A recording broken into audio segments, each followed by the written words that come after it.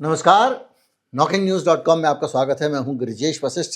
एक और गहरी बात आप पढ़ रहे होंगे अखबारों में, ऑनलाइन देखा होगा आपने कि किस तरह से एप्स्टीन फाइल जो हैं उनको आधा अधूरा रिलीज किया गया है और अब बड़ी संख्या में ऐसे पीड़ित सामने आ रहे हैं जिन्होंने कुछ ऐसी कहानियां खोली हैं जो बता रही हैं कि कैसे एप्स्टीन के पाप को ढकने में डोनाल्ड ट्रंप लगे हुए हैं, कैसे डिपार्टमेंट ऑफ जस्टिस जो डोनाल्ड ट्रंप के अंडर में आता है, यानी उनकी सरकार का हिस्सा है, वो उसने पहले तो एक डेडलाइन दी थी बाकायदा। वहाँ जो संसद है उसने कहा था इतनी तारीख को सब पब्लिक कर दिया जाएगा।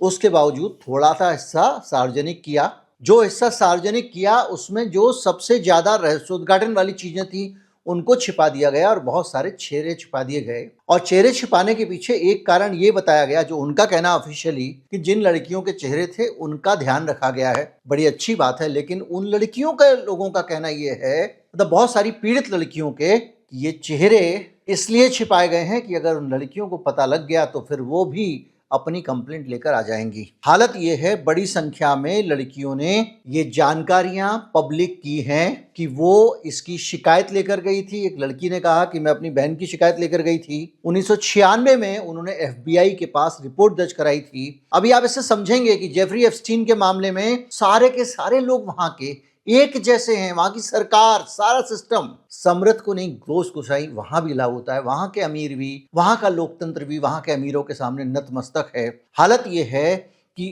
12 और 16 साल की बहनों की नेकेड तस्वीरें इस महिला की जेफरी एप्स्टीन ने चुराई थीं और तस्वीरें, उसका ये मानना है कि ये बेची गई, पूल में खींची गई तस्वीरें थीं और वो धमकी देता था और इसकी रिपोर्ट कराने वो फेडरल ब्यूरो ऑफ इन्वेस्टिगेशन में गई, यानी कि अमेरिका का CBI। और उसने ना तो इनकी रिपोर्ट लिखी ना इनके आरोपों को माना, सीधा मामला ढक दिया। और इसके साथ साथ बहुत सारी बातें, उनका कहना है कि अगर 96 में मेरी जांच पे, शिकायत पे अगर इन्होंने कार्रवाई की होती तो कम से कम 10,000 लड़कियों को बचाया जा सकता था। 30 सालों में जितना यौन शोषण हुआ है छोटी बच्चियों का, वो सारा रुक जाता। और इसी तरह से एनी फार्मर की गवाही है, बहुत सारी गवाहियां हैं, अब वो सब सामने आ गए हैं। तो ये पूरी डिटेल है, अलग से वीडियो हो सकता था। मेरे वीडियोस में बहुत सारी जानकारियां, कई बार आप देखते होंगे कि 2-4 वीडियो का माल भी एक में आ जाता है, इसलिए लंबे भी हो जाते हैं, कुछ लोग कहते हैं लंबे। बहरहाल, और ये दस्तावेज जो जारी किए हैं उनमें बहुत सारे रेडेक्टेड किए हुए हैं, यानी उनको काला कर दिया है, दस्तावेज के हिस्सों को छिपाया गया है। और ये सब करने के बाद जो सामने आया है वो क्या है? जो सामने आया है उसमें जिस को डोनाल्ड ट्रंप बदनाम करना चाहते हैं वो उसमें है। जैसे कि बिल क्लिंटन, उनके लगातार बहुत सारे एक के बाद एक फोटो आए जा रहे हैं। उनके दफ्तर ने कहा कि ये सिलेक्टिव लीक है, केवल क्लिंटन को बदनाम करने के लिए ऐसा हो रहा है। इसके अलावा सारी चीज़ों को दबा दिया गया। अब तो हालत ये है कि ट्रंप का एक फोटो और बहुत सारे दस्तावेज जो अभी रिलीज किया गया था उसमें से वापस ले लिए गए, वेबसाइट से उड़ा दिए गए। तो ये जो तस्वीर सामने हमारे आती है वो ये हमको एकदम साफ करती है, स्पष्ट करती है कि जो कुछ उन्होंने पब्लिक में डाला है या हमको दिया है या जो सार्वजनिक किया है, वो सारी चीज़ें सार्वजनिक करने के बजाय कुछ चीज़ें सार्वजनिक की हैं। और जो चीज़ें सार्वजनिक की हैं वो चीज़ें भी वैसी हैं जो डोनाल्ड ट्रंप और उनके दक्षिणपंथी दुनिया को सूट करती हैं। अभी तक की जानकारी के मुताबिक जो सामने आया है वो 5% भी नहीं है, भले वो मात्रा में ज़्यादा हो, लेकिन 5% व्यक्तियों पर भी इसका असर नहीं पड़ रहा है और उन पे असर पड़ रहा है जिस पे ट्रंप चाहते हैं, क्योंकि खुलासे बड़े थे, शिकायतें बड़ी थी। अब आगे बढ़ते हैं कि कौन कौन सी चीज़ें इस खुलासे में सामने आ सकती हैं और कौन से व्यक्ति आ सकते हैं। इससे आपको काफ़ी अंदाज़ा लगेगा।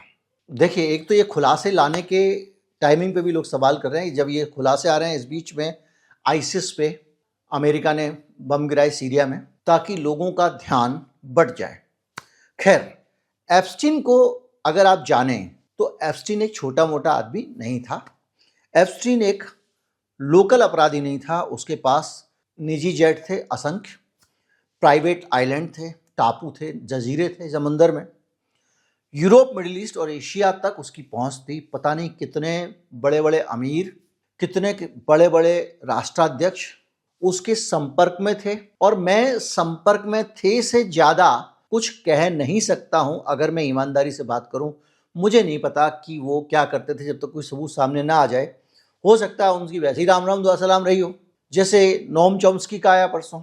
अब उनके साथ ये है कि वो ये आदमी जो है ये दुनिया में संपर्क बनाता था, ये फिलैंथ्रोपी समाज सेवा के नाम पे, तो अनुदान भी देता था, एनजीओ को पैसा भी देता था, बहुत सारे एजुकेशन सेक्टर में भी पैसे देता था। अब क्या पता उनसे किस लिए मिला, उनके पास देने के लिए कुछ नहीं था एप्स्टीन के लिए, और वो आप समझेंगे कि एप्स्टीन को क्या चाहिए होता था। खैर, उसके पास में ब्रिटिश, इजरायली, फ्रेंच, अरब, रूसी और एशिया के, अरब देशों के बहुत सारे एलीट लोगों से सीधा संबंध था। एलीट मतलब जो टॉप के लोग हैं, जो सरकार चलाने वाले लोग हैं, छोटे मोटे आदमी से संबंध नहीं रखता था।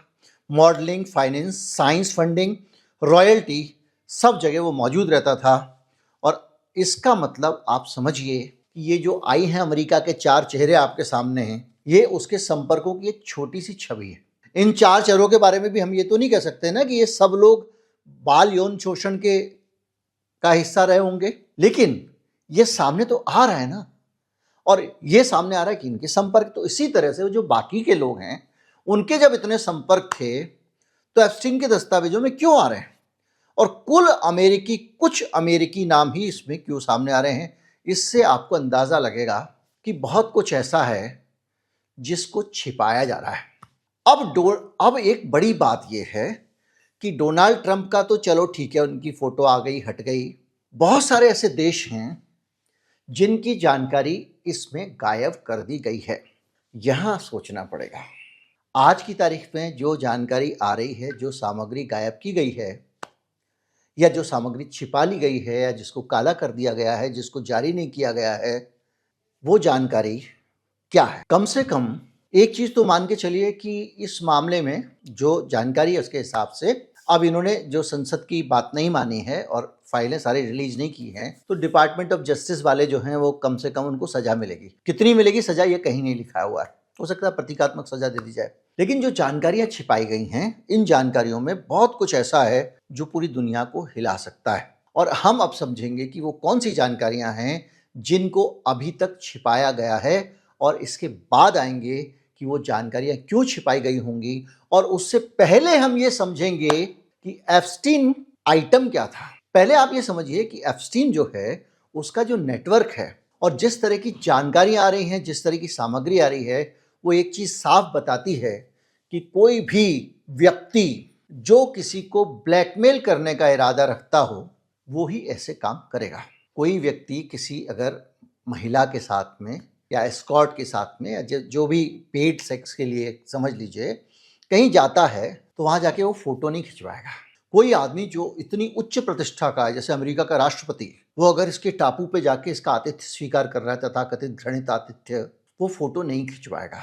तो वहां पर एक पूरा फ्लाइट लॉग्स हैं, वहां पर वेलकम नोट्स हैं, वहां पर इन लोगों के फोटोग्राफ्स हैं, कैमरे लगाए गए हैं। ये सारी चीजें एक चीज बताती हैं कि जेफरी एप्स्टीन का जो कारोबार था, उस कारोबार में, कारोबार क्या कहें, उसका जो भी था, क्योंकि कोई नहीं जानता कि जेफरी एप्स्टीन के पास पैसे कहां से आते थे इस चीज के लिए। आप सोचिए, एक अमेरिका के राष्ट्रपति को एक पूरा द्वीप जिसके पास है उसको प्राइवेट जेट से उड़ा के लाना, अपने पास रखना, दुनिया भर का ऐश कराना और बहुत सारा पैसा उस पर लुटाना, और केवल अमेरिका के राष्ट्रपति पे नहीं, दुनिया भर के लोगों को लाना और उनका आतिथ्य करना, ये पैसा कहाँ से आता था। बल्कि ये तो चैरिटी भी देता था, जैसे मैंने चॉम्स्की वाले में आपको बताया, तो वो तो बहुत सारी जगह चैरिटी देता था।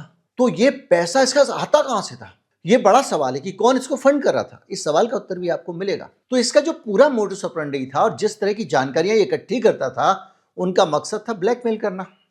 और जब ब्लैकमेल करना मकसद था, तो ये समझ लीजिए कि एक ऐसी जानकारी जो ब्लैकमेल करने के लिए इसके पास होती थी, वो जानकारी जांच और जांच के बाद अब किसके पास में है, अब डोनाल्ड ट्रंप के पास में है। यानी मान लीजिए कि फर्ज कीजिए कि आप ही हैं और आपका कोई ऐसा चित्र है जो आप नहीं चाहते कि दुनिया देखे, और मैंने उसको हासिल कर लिया कि मैं आपकी ब्लैकमेलिंग करूंगा।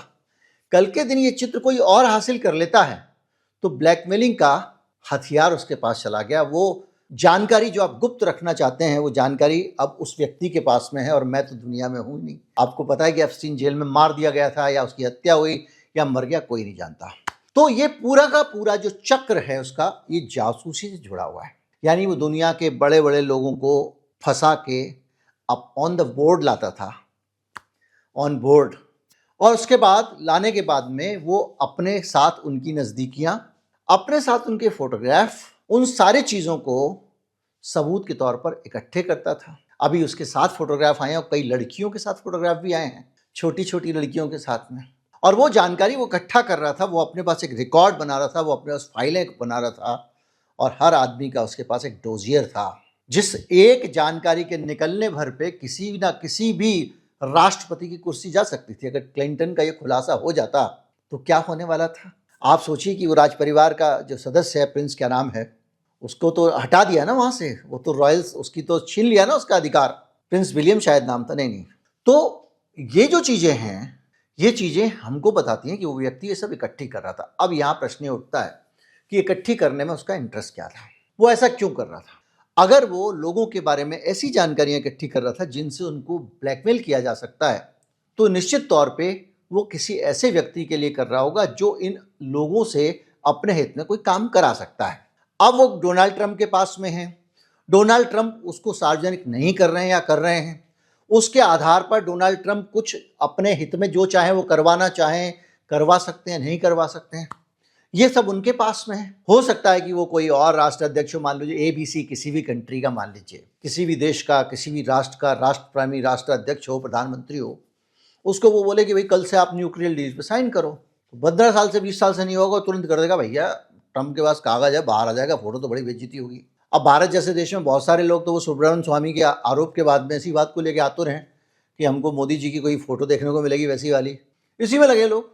कई लोग तो लगा चुके हैं अब सरकार गिर जाएगी और 19 तारीख को ये आ जाएगा, बहुत सारी बातें। बहरहाल सुब्रमण्यम स्वामी के बारे में बहुत साफ आपको कह चुका हूँ कि वो विश्वसनीय व्यक्ति नहीं, और वो कभी भी कहीं पे भी, वो जो पाइप होता है ना पानी देने वाला पेड़ों में, हाथ से छूट जाए तो सांप की तरह इधर उधर भागता, किसी को भी भिगा दे, वो हाल है उनका। बहरहाल, लेकिन हो भी सकता, नहीं भी हो सकता, मुझे नहीं पता, लेकिन हम जहाँ पर हैं वो ये है कि अब वो ब्लैकमेलिंग का सामान ट्रंप के हाथ में, पहली चीज़। दूसरा, ये ब्लैकमेलिंग का सामान इसने क्यों अपने पास रखा होगा, इसको समझने के लिए हमको मैक्सवेल के बारे में जानना पड़ेगा। मैक्सवेल कौन? रॉबर्ट मैक्सवेल चेकोस्लोवाकिया के एक यहूदी परिवार में पैदा हुए 1923 में, और स्पेन के पास समुद्र में 1991 में संदिग्ध परिस्थितियों में उनकी मौत हो गई। इंटरनेशनल मीडिया टाइकून थे, ब्रिटेन में, यूके में संसद सदस्य थे, और मिरर ग्रुप ऑफ न्यूज़पेपर के मालिक थे। अब इनका नाम मैं क्यों बता रहा हूँ, इनका नाम मैं इसलिए बता रहा हूँ, वो जबरदस्त पावर नेटवर्क का हिस्सा थे, यूरोप, ब्रिटेन, अमेरिका और इजराइल के, और ये माना जाता था कि वो इजराइल के मोसाद के लिए दुनिया भर के लोगों को कंट्रोल करते थे, राजनीति, मीडिया और बिजनेस। इस आदमी की मौत के बाद बहुत सारी चीज़ें सामने आई, और आज तक कोई नहीं जानता कि उसने आत्महत्या की है, या उसकी हत्या हुई है, या उसकी दुर्घटना में मौत हुई है। सिर्फ उस आदमी की लाश मिली है, उस आदमी की लाश जो मोसाद से जुड़ा हुआ माना जाता था और दुनिया भर की जासूसी करता था। इस मैक्सवेल की एक बेटी थी, Ghislaine Maxwell. Ghislaine Maxwell Epstein की सहयोगी थी, पार्टनर थी, या दोस्त थी, जो कहें। सबसे चर्चित रही वो, उसकी सबसे चर्चित बेटी थी। हाई सोसाइटी की फिक्सर थी वो, बड़े, मान लो जो मोदी जी की सेटिंग करानी है, वहाँ जाके ये करके वो करके, अभी आया था ना कि RSS ने पैसे दिए हैं अमेरिका में अपनी छवि सुधारने के लिए या लॉबिंग करने के लिए। इसी तरह से मोदी जी को मान लीजिए कि अगर ट्रंप से सेटिंग करनी है, या उनको मान लीजिए वहाँ का राष्ट्रीय पुरस्कार लेना है ब्राज़ील का, या उनको तुर्की का सर्वोच्च सम्मान लेना है, तो ये सेटिंग करा देती थी। ऐसी फिक्सर थी ये। और इसके साथ साथ ये गेट कीपर भी थी। गेट कीपर का मतलब ये उसका जो एप्स्टीन का साम्राज्य था, उस पूरे साम्राज्य के अंदर कौन आएगा कौन नहीं आएगा तय करती थी। और जितनी लड़कियां, नाबालिग लड़कियां, पीड़ित लड़कियां थीं, उन सभी लड़कियों को ये ट्रेंड करती थी, ये उनकी ग्रूमिंग करती थी कि भाई जाओगी तो क्या करना है, क्या नहीं करना है, कैसे मिलना है, कैसे नहीं मिलना है बड़े लोगों से। और 2021 में इसको मानव तस्करी और बाल यौन शोषण में दोषी पाया गया। 20 साल की सजा इसको सुनाई गई। और ये अपने आप में बताता है कि एप्स्टीन का पार्टनर, उसके पिताजी कैसे इजराइल के खुफिया एजेंट और उनकी बेटी वो भी राष्ट्राध्यक्षों से संपर्क रखती थी और उसने बहुत सारे चीज़ों को अपने साथ रखा और मैक्सवेल एप्स्टीन का जो आपस में गठबंधन था उसमें पैसा, हवेलियां, निजी जेट, उच्च वर्गीय समाज में पहुंच, इन सब चीज़ों ने बहुत सारी चीज़ों को जोड़ा। तो इससे ये पता चलता है कि एप्स्टीन को कहाँ से सपोर्ट मिलता होगा। एप्स्टीन एक बेहद साधारण आम आदमी था, उसको इस काम के लिए करोड़ों रुपए, करोड़ों डॉलर कैसे मिले, ये भी बड़ा सवाल है। और ये सवाल पूरा होता है एप्स्टीन जो है 70 के अंत में एक बड़ा ब्रेक उनको दिया बियर स्ट्रीम्स ने, और एक साधारण पृष्ठभूमि से आया हुआ आदमी उस बड़े इन्वेस्टमेंट बैंक में उसको बिना किसी डिग्री, ट्रैक रिकॉर्ड के, मतलब बायोडाटा में कुछ लिखा ही नहीं था, उसको ट्रेडर और एडवाइज़र का रोल दिया जाता है जिसमें उसको बहुत पैसे मिलते हैं। और उसके सीनियर करेक्शन के कारण वो वहाँ घुसा। वॉल स्ट्रीट की भाषा, अमीर क्लाइंट, नेटवर्किंग का तरीका, सब कुछ वो जानता था। और उसे फिर बाद में एक अरबपति, रिटेल टाइकून, विक्टोरिया सीक्रेट और एल ब्रांड्स जैसे के मालिक, उसने 1980 में उसको अपना पर्सनल फाइनेंस मैनेजर बनाया। अरबों की संपत्ति का उसको कंट्रोल दे दिया।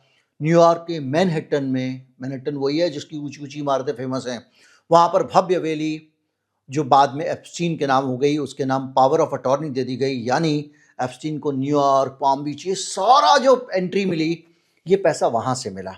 और ये भी रहस्यमय है कि वो आदमी इतना उदार क्यों हो गया कि जिसने एप्स्टीन को पैसा दे दिया। अब आप समझिए, एक छोटी सी चीज़, अगर किसी नेता को किसी आदमी को कुछ देना होता है तो फ़ोन कर देता है, इसको फला चीज़ दे देना, और वो उसको मिल जाती है। वो ये नहीं होता कि वो उसे पैसे लेके खुद देगा। और ज़्यादातर बड़े नेता अपने हाथ नहीं लगाते हैं।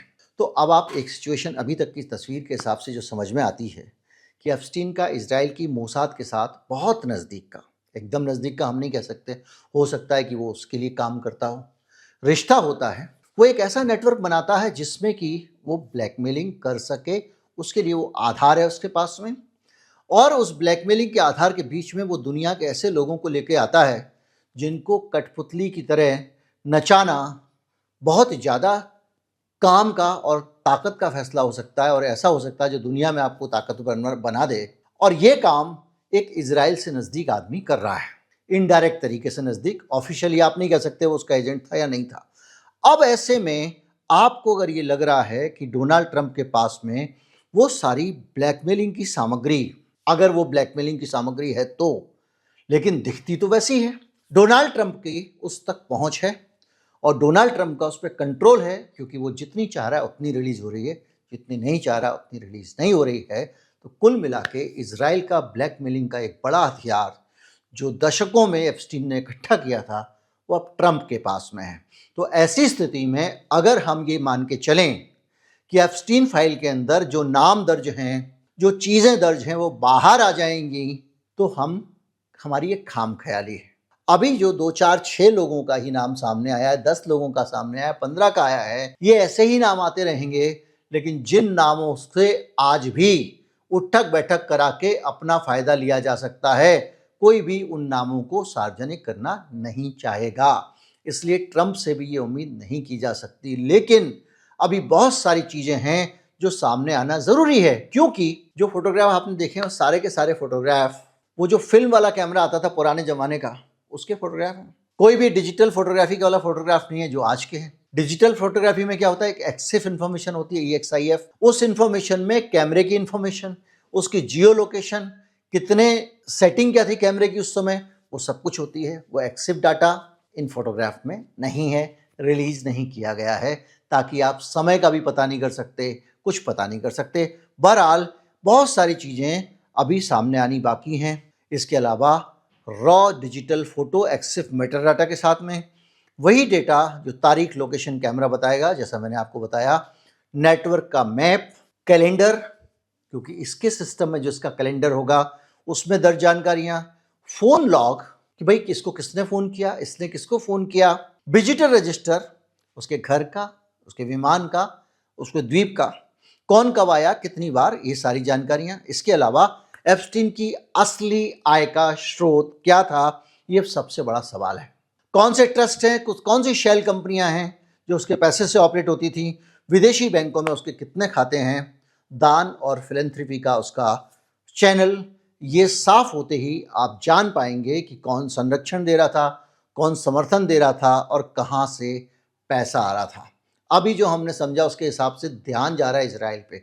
तो क्या इजराइल चाहेगा, या इजराइल के जो खैर ख्वाह बैठे हुए जो पूरे अमेरिका को क्या पूरी दुनिया को कंट्रोल करते हैं, वो चाहेंगे कि ये फाइल बाहर आ जाए और पता चल जाए कि इसको पैसे कहाँ से मिल रहे थे। इसके अलावा उसको किसने कितने दिन किसको रोका, किस स्तर पर केस ठंडा किया, ये सब रिपोर्ट फाइल में दबी हुई हैं, बाहर आनी चाहिए। मैक्सवेल का जो पूरा नेटवर्क है, गिस्लेन मैक्सवेल, जो उसकी पार्टनर समझ लीजिए, सहयोगी समझ लीजिए, नेटवर्क मैनेजर समझ लीजिए, उसने किसे इंट्रोड्यूस किया, किसे एक्सेस बनाया, ये सारी जानकारियां वो तो कब की गिरफ्तार हो गई, अभी तक छिपी हुई है। विदेशी यात्राएं, अंतर्राष्ट्रीय उसके संपर्क, बहुत सारे जो विदेशी मेहमान आते थे उनकी ज़्यादा जानकारी, विदेशी कानून इन्फोर्समेंट की फाइलें, और कुछ भी अभी तक बाहर नहीं आया है। यहाँ तक कि आपको ये भी नहीं पता है कि कुल कितनी लड़कियां इस आदमी की पीड़ित थी, कितनी लड़कियों के साथ में वहाँ पर वो हुआ जो कभी नहीं होना चाहिए था।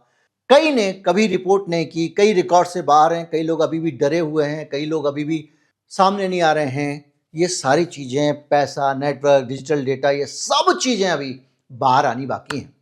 तो इसको देखेंगे तो अभी बाहर कुछ भी नहीं आया है। पर क्लिंटन को बदनाम करना, 4 फोटो निकाल दो, उसके हो गया ख़त्म, ऐसे डाल दो, और इसका डालो, नोम चॉम्स्की का डाल दो, उसके ऊपर तो कोई शक ही नहीं करेगा। 2 फाइल और निकाल दो, बस। बाकी सबको मास्क कभी से कर दिया, कई तो विड्रॉ कर लिए। तो किसी भी तरह से, अगर, मुझे तो नहीं लग रहा, आपको लगता है कि कोई भी व्यक्ति, संस्था और सारी परिस्थितियों का पूरा खुलासा हो पाएगा? नहीं हो पाएगा। जैसे मैक्सवेल साहब जो थे, इनके बड़े मैक्सवेल साहब, इनकी पार्टनर के पिताजी, उनकी मौत का ये तक पता नहीं चला कि वो हत्या है, आत्महत्या है या दुर्घटना है।